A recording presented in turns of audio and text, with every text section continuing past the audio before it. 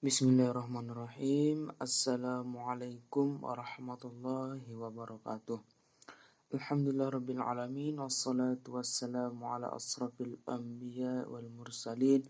Wa ala alihi wa ashabihi ajma'in. Amma ba'du.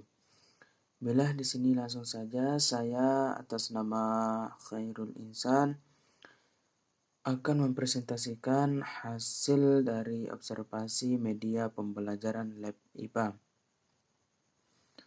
Itu manfaat media poster. Jadi manfaat media poster ini pengalaman kreatif. Melalui poster, kegiatan menjadi lebih kreatif untuk membuat ide dan cerita. Dan manfaat media poster selanjutnya bisa memotivasi siswa. Bisa memotivasi siswa sebagai pendorong atau memotivasi belajar siswa. Dan manfaatnya juga sebagai peringatan. Itu peringatan berisi tentang peringatan-peringatan terhadap suatu pelaksanaan aturan hukum, sekolah, sosial, kesehatan, bahkan keagamaan. Di sini tujuan pembuatan poster. Nah, di sini tujuan membuat poster itu yang pertama memudahkan siswa untuk mengetahui tentang perkembangan dan pertumbuhan pada tumbuhan. Bisa memberi semangat kepada siswa untuk fokus dalam belajar dan dapat lebih mudah mengingat pembelajaran. Kelebihan dan kekurangan. Nah, di sini kelebihannya itu yang pertama dapat mempermudah dan mempercepat pemahaman siswa terhadap materi yang disajikan atau terhadap pesan yang disajikan.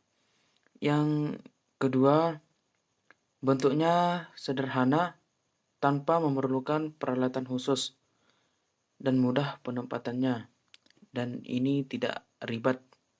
Itu salah satu kelebihan dari membuat poster. Nah, selanjutnya kelebihannya pembuatannya mudah dan simple. Ini simple ya, bukan simple. Mohon maaf. Dan harganya juga lumayan murah.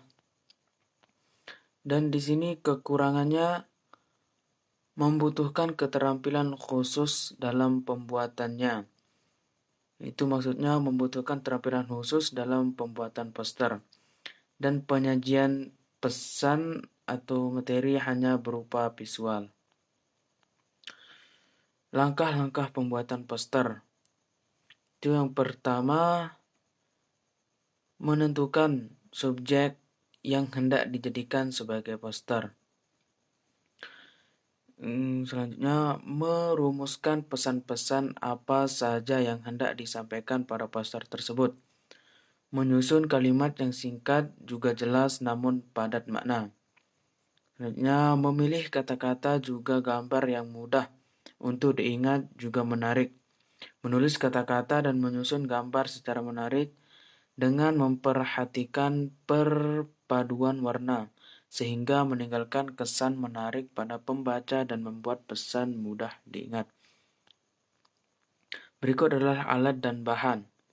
Yaitu alat dan bahan yang pertama pensil atau spidol. Selanjutnya gunting, kita memakai gunting dalam pembuatan poster. Selanjutnya pensil warna, ya. Terus yang selanjutnya cat dan kita memakai kuas, watercolor paper, dan pembersih kuas, selanjutnya penghapus, penggaris, dan terakhir kita pakai kertas gambar. Lanjut ke bagian materi poster. Perkembangan dan pertumbuhan pada tumbuhan. Perkembangan adalah proses berbuahnya sel-sel untuk membentuk struktur dan fungsi tertentu. Sedangkan pertumbuhan adalah proses pertambahan volume dan jumlah sel yang mengakibatkan bertambah besarnya ukuran makhluk hidup. Perbedaan tumbuhan primer dan sekunder. Ini pertama, pertumbuhan primer terjadi pada meristem primer dan sedangkan pertumbuhan sekunder ini terjadi pada meristem sekunder. Dan pertumbuhan primer menghasilkan pertumbuhan tinggi tanaman, sementara pertumbuhan primer menghasilkan pertambahan tinggi tanaman, sementara pertumbuhan sekunder menghasilkan pertambahan keliling batang tanaman. Faktor-faktor yang mempengaruhi pertumbuhan dan perkembangan. Ini terdapat ada dua faktor, yaitu faktor dalam dan faktor luar. Macam-macam hormon pada tumbuhan. Ini faktor yang pertama, faktor dalam. Faktor dalam ini yang mempengaruhi pertumbuhan adalah tergantung pada gen dan hormon. Gen adalah unit yang berfungsi untuk pewarisan sifat. Gen berbentuk DNA yang menentukan pewarisan yang sama dengan induknya. Sedangkan hormon adalah pembawa pesan kimia antar sel. Di sini terdapat macam-macam hormon pada tumbuhan. Itu bagian pertama, auksin. Auksin ini dibentuk oleh ujung batang dan ujung akar pada tumbuhan dan berperan dalam proses pemanjangan sel dan merangsang kambium untuk membentuk xilem dan phloem. Yang kedua, giberellin. Giberellin ini berfungsi dalam merangsang pembentukan serbuk sari dan membuat tumbuhan menjadi besar. Sangat berpengaruh dalam pertumbuhan akar, daun, bunga, serta buah. Yang ketiga, sitokinin. Sitokinin ini berfungsi untuk memperpanjang usia jaringan tumbuhan. Dan yang keempat, asam absitat. Asam absitat atau disebut dengan dormin berfungsi mempertahankan kelangsungan hidup tumbuhan saat ada pengaruh buruk dari lingkungan luar. Dormin pun berfungsi untuk menutup stomata di saat tumbuhan kekurangan air. Yang kelima, gas etilen. Gas etilen ini berfungsi untuk mempercepat pemasakan buah mentah juga membantu dalam penebalan batang. Yang keenam, kalin. Kalin ini terbagi menjadi 4 bagian, yaitu rizokalin yang berfungsi untuk merangsang pembentukan akar, kaukalin yang berfungsi untuk pertumbuhan batang, pilokalin yang berfungsi untuk pembentukan daun, dan antokalin yang berfungsi untuk merangsang pertumbuhan bunga. Yang terakhir, asam traumalin. Nah, asam traumalin ini berfungsi untuk memperbaiki jaringan yang luka pada akar atau batang. Yang lanjut ke bagian faktor dalamnya. Faktor dalam faktor luar. Maaf. Jadi kita lanjut ke faktor luar. Faktor luar adalah materi lain selain tumbuhan itu sendiri yang berdampak pada tumbuhan tersebut. Dan ini terdapat beberapa di antaranya. Itu yang pertama, nutrisi.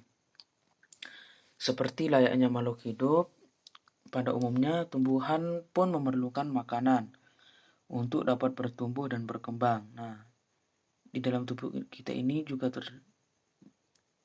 di tumbuhan juga terdapat perlu nutrisi juga. Ya, yang disebut dengan nutrisi, memerlukan makanan. Makanan inti adalah nutrisi. Dan tumbuhan memerlukan unsur-unsur makanan dan mineral dalam jumlah tertentu. Dan nutrisi juga dibutuhkan oleh tumbuhan dalam jumlah banyak, disebut makronutrien.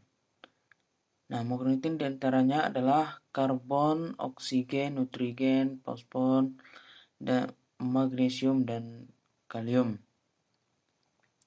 Dan yang kedua, cahaya matahari.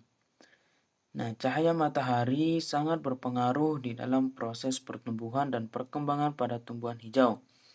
Cahaya matahari digunakan untuk membantu proses fotosintesis. Yang ini fotosintesis. Fotosintesis adalah proses pembentukan makanan pada tumbuhan.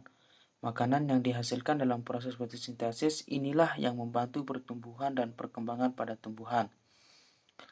Yang ketiga, suhu.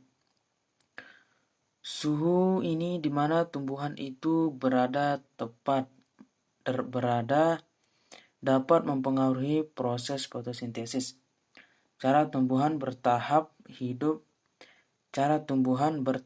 hidup akan suhu yang tidak tetap adalah dengan mengatur proses penguapan yang terjadi pada daun. Jika suhu tinggi, tumbuhan akan meningkatkan proses penguapan dan menurunkannya ketika suhunya rendah. Yang terakhir ya. Nah, di sini yang terakhir, kadar air. Air memiliki peranan penting dalam proses pertumbuhan dan perkembangan pada tumbuhan. Airlah yang mengatur laju pada proses fotosintesis dan mengedarkan hasilnya pada seluruh bagian tubuh sel tumbuhan. Dan lanjut ke tujuan pembelajaran. Pengetahuan tentang perkembangan. Nah, jadi di sini tujuan pembelajaran itu mengetahui tentang perkembangan dan pertumbuhan pada tumbuhan. Dan yang kedua, mengetahui faktor-faktor yang mempengaruhi perkembangan dan pertumbuhan pada tumbuhan.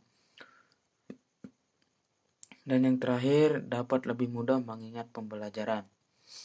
Mungkin hanya ini yang dapat saya sampaikan, kurang lebihnya mohon maaf. Bila taufiq wal hidayah. Wassalamualaikum warahmatullahi wabarakatuh.